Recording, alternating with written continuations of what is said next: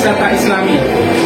Kita akan berbincang-bincang dengan beliau tentang perkembangan baru di kota Makkah dan Madinah. Siapa tahu informasi ini bermanfaat untuk Bapak Ibu sekalian yang berencana untuk pergi umroh maupun haji. Bagaimana penjelasan beliau? Kita simak video selanjutnya. Baik, assalamualaikum, Mas. Gimana siap? Beliau ini sebelumnya saya perkenalkan, namanya adalah Mas Rizal Rinumpoko. Beliau ini usianya masih muda, saat ini menduduki sebagai manajer marketing di PT Mina Wisata Islami sekaligus tour leader dari para jamaah umroh. Mas, saya manggilnya Mas aja ya? Iya, santai ya. Ini kan Arab Saudi saat ini sudah menyelesaikan rangkaian ibadah haji. Betul. Dan umroh katanya sudah mulai dibuka. Mungkin ada yang bisa disampaikan kepada penonton di narasi ini, Mas, tentang perubahan-perubahan terbaru atau kondisi terbaru dari Makkah dan Madinah. Seperti apa? Siap, Pak Yunan. Sebelumnya, Assalamualaikum warahmatullahi wabarakatuh. Mungkin saya ini pertama kali gabung di narasi begini. Terima kasih. Itu jawabannya Pak Yunan. Jadi langsung saja menjawab pertanyaannya bahwa setelah musim haji selesai di tahun 1444 Hijriah, semua sudah dijalani dengan sempurna, baik, dan alhamdulillah sudah tanpa batasan. Tidak ada lagi yang namanya syarat-syarat vaksin COVID, swab, PCR, dan sifat-sifat yang berkovitan. Kembali lagi sebelum masa pandemi ya? Sudah kembali lagi sebelum ada pandemi. Jadi pada waktu haji kemarin itu adalah haji yang terbesar sepanjang sejarah Arab Saudi ada. Dan alhamdulillah saudara kita mendapatkan semuanya lancar menjalankan ibadah hajinya. Kemudian masuk di tahun baru Hijriah, tanggal 1 Muharram kebetulan kita semua mendapatkan info bahwa sistem untuk apply atau meminta atau memohon visa untuk umroh itu sudah dibuka kembali. Mulai kapan itu? Mulai 1 Muharram. Mulai 1 Muharram 1445 Hijriah itu sistemnya Arab Saudi sudah open. Jadi sudah buka umroh. Biasanya kan setelah proses haji selesai ada jeda dulu ya. Biasanya begitu. Tapi ini sudah mulai open ya. Bulan Muharram itu belum dibuka. Baru bulan yang kedua dia dibuka. Nah, itu kabar bagusnya untuk Bapak Ibu yang berencana untuk pergi umroh. Terkait hal lainnya, Mas, tentang perubahan kebijakan atau cuaca saat ini di Arab Saudi seperti apa? Dan untuk yang lainnya mungkin kalau kebijakan, yang pertama kebijakannya itu sekarang Bapak dan Ibu sudah tidak diwajibkan lagi untuk suntik meningitis. Jadi suntik meningitis itu sekarang sudah tidak wajib. Yang dulunya wajib ini Dulunya wajib, bahkan kalau tidak suntik meningitis tidak boleh berangkat. Sekarang itu sudah menjadi tidak wajib, tapi sifatnya sunnah ya, atau anjuran. Jadi bagi yang usianya resiko tinggi atau punya penyakit bawaan itu maka dianjurkan untuk tetap suntik vaksin meningitis. Bagi yang merasa tidak cocok atau tidak mau disuntik juga tidak ada masalah, karena tidak suntik pun masih boleh berangkat ke Arab Saudi untuk menggunakan itu. Nah, resiko tinggi, yang lansia, mungkin yang anak-anak rentan banget itu memang saya anjurkan untuk ayo suntik meningitis itu demi kesehatan atau proteksi dari diri sendiri. itu dari sisi vaksin meningitis, dari kebijakan dari Arab Saudi yang diterapkan untuk calon jemaah umroh kali ini. Selain itu apa, Mas? Kemudian yang sifatnya mengagetkan itu biasanya pada saat kita mau masuk ke pelataran Ka'bah di Masjidil Haram. Dulu sebelum pandemi COVID-19 itu untuk masuk ke pelataran Ka'bah dengan busana untuk aurat ya. Jenis apapun itu boleh masuk. Saya pakai baju koko gini, atau bahkan ada yang pakai baju batik, atau dulu pernah saya lihat ada yang pakai baju korpri segala, itu boleh untuk tawaf di pelataran Ka'bah. Pelataran itu ya, Pelataran Ka'bah itu ya. Megang Ka'bah boleh, pakai seragam apapun juga, tapi jangan seragam yang sifatnya otomatis. Nah, sekarang untuk masuk ke pelataran Ka'bah itu harus kita pakai baju ihram bagi yang laki-laki. Jadi pakai baju gini lagi udah nggak boleh. Ditolak sama polisi yang menjaga di sana. Dan di sana pun itu juga tidak boleh ada kursi roda. Kursi roda itu tidak boleh ada di pelataran Ka'bah. Tapi atas ya. Ya, bagi para jamaah yang berkebutuhan khusus dengan kursi roda maka bisa melakukan tawaf atau putaran Ka'bah itu di lantai. Baik itu didorong maupun menggunakan itu ya, skutik itu ya. Baik. Nah, kalau yang didorong oleh keluarga itu di lantai 2 bisa. Tapi kalau misalkan ada yang ingin pakai skuter, itu ada lagi tempatnya di lantai atasnya lagi. Atasnya lagi. Ya, dia punya arena sendiri untuk tawaf dan sa'i. Dan arena itu tidak gabung dengan jamaah yang tidak pakai skuter. Jadi arena itu adalah arena khusus skuter, baik tawafnya ataupun sa'inya. Pada saat sa'i atau tawaf di sana tidak ada jamaah yang jalan kaki, semuanya naik skuter disembunyikan.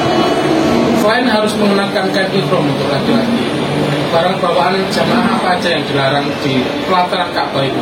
Yang dilarang itu biasanya yang paling sering terjadi oleh jamaah itu adalah Kamera ya? kamera, tapi bukan handphone. Oh, Kamera yang sifatnya kayak SLR, kamera pocket, kamera saku, atau mungkin kelihatan kayak kamera profesional.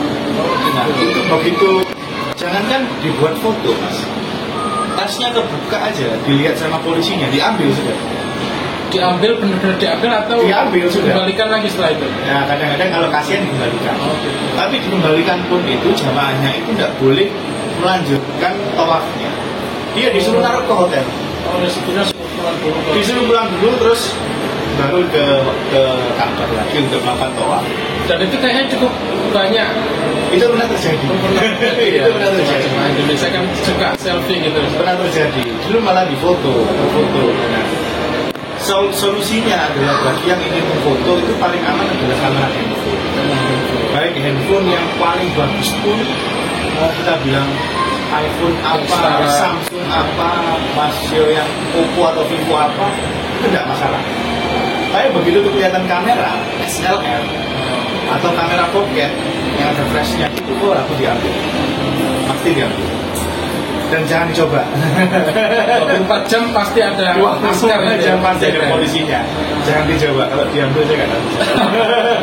Nah, itu perlu dicatat untuk teman-teman yang berangkat, yang berencana untuk berangkat umroh tahun ini. Nah, selain kewajiban itu vaksin, kemudian apalagi yang terbaru nih di luar Masjidil Haram nggak apa? Di luar Masjidil Haram, mungkin kalau yang terbaru, kalau di kota Mekah itu pada saat kita melakukan city tour, mas, atau ziarah. Nah, city tour dulu kita pernah sering ke city tour di yang namanya Jabal Sur. Ya. Itu semua travel pasti paketnya ke Jabal Sur. Nah, di Jabal Sur ya, seperti apa kondisinya di Iya, Jabal Sur? di Jabal Sur itu sekarang sudah perbaikan besar-besaran.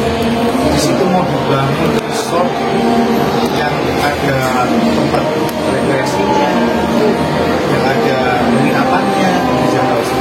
Dan sekarang lagi pembangunan besar-besaran sehingga parkiran bisnya itu sedikit. Kalau kita mau parkir ke sana, kadang-kadang dibolehkan. Kalau ada yang kosong, kadang-kadang disuruh langsung kita pindah tempat, muter ke belakang atau muter ke sana. Sebetulnya disuruh sama saja, cuma kita pada spot utama, spot untuk berfoto. Untuk akses naik masih bisa ya? Kalau di Jabal Sur tidak bisa naik, naiknya secara private ya. Jadi kalau di Jabal Sur naiknya secara private. Nanti kalau misalkan tengah malam atau mau menjelang subuh itu bisa naik. Dulu Jabal Sur itu belum diperbaiki seperti sekarang. sekarang besar-besaran, Masya Allah. Nah, kesana itu tahun 2009, Mas. Sudah Banyak sekali banyak sekali perubahan. Saya belum bisa membayangkan kondisi Jabal Sur saat ini. Nah, mungkin untuk kawan-kawan yang mungkin ada informasi terbaru yang baru pulang umroh, ada perkembangan bisa nanti tulis komentarnya di kolom komentar kami. Nah, selain itu, Mas, mungkin hal-hal yang lebih sifatnya ibadah. Mungkin begitu kita sudah membahas, kita bahas lagi. Madinah ya, tempat makam Rasulullah SAW. Di Madinah ini tentu tiada lain tidak bukan tujuan kita adalah Masjid Nabawi. Dan tiada lain tidak bukan tujuan kita yang lebih tinggi di sebuah utama di seluruh umat Islam di dunia adalah dulu sebelum ada pandemi 2020 ke bawah itu crowd bebas bebas, tidak pakai apa-apa pokoknya buka lagi. Dan sekarang orang yang mau masuk Raudoh itu harus mempunyai tas bahasa Arab. Apa itu? Mungkin kalau bahasa Indonesia-nya atau sebenarnya surat izin. Kita untuk masuk ke Raudoh harus punya surat izin. Fisik bentuknya? Bentuknya elektronik. Bentuknya elektronik. Surat izin ini itu ada dua jenis. Ya. Yang pertama adalah surat izin secara grup. Yang kedua adalah surat izin secara pribadi. Kalau bapak ibu teman-teman di sini semua umroh sudah pasti secara grup dapat tasreh untuk masuk ke Raudoh satu kali. Setiap hari? Enggak. Selama dia tidur di Madinah, hanya satu kali kunjungan dan selama cuma 15 menit. Selama singgah di Madinah itu hanya satu kali dan itu pun maksimal 15 menit. Maksimal 15 menit saja. Laki-laki dan perempuan ada jam sendiri-sendiri. Kalau mau nambah mungkin bisa pribadi atau gimana? Kalau mau nambah itu tidak bisa diakomodir lagi oleh driver. Harus diakomodir oleh dirinya sendiri. Dengan apa? Pakai aplikasi. Aplikasinya namanya Nusuk, NUSUK, cari aja di Google Play Store atau di iOS. Itu nanti kita masukkan data diri di sana, masukkan nomor paspor, nomor visa, kita bisa jadwalkan kunjungan kita ke Raudoh. Tentunya pada jadwal-jadwal yang tersedia. Kadang tidak tersedia. Oh, tidak serta-merta ada. Tidak serta-merta ada. Ada ya. Kadang tersedia, kadang juga tidak tersedia. Dan kebijakan per grup itu sekali berlaku untuk semua travel. Berlaku untuk semua travel. Berlaku untuk semua travel. Jadi yang namanya tasreh grup itu dikeluarkan oleh muasasah ya, atau tim dari Arab Saudi. Dan itu hanya satu kali kunjungan untuk laki-laki satu, untuk perempuan satu, selama dia ada di kota Madinah. Walaupun dia bermalam selama 10 hari, selama 9 hari program Arba itu cuma satu kali. Terekod semua ya, Bu? Itu terekod semua. Begitu dia pulang ke Indonesia, terus mau umroh lagi, baru dia tasreh grup. Itu kira-kira karena produknya Raudoh itu atau apa kira-kira? Kalau saya menduga itu memang karena membuat ketertiban saja.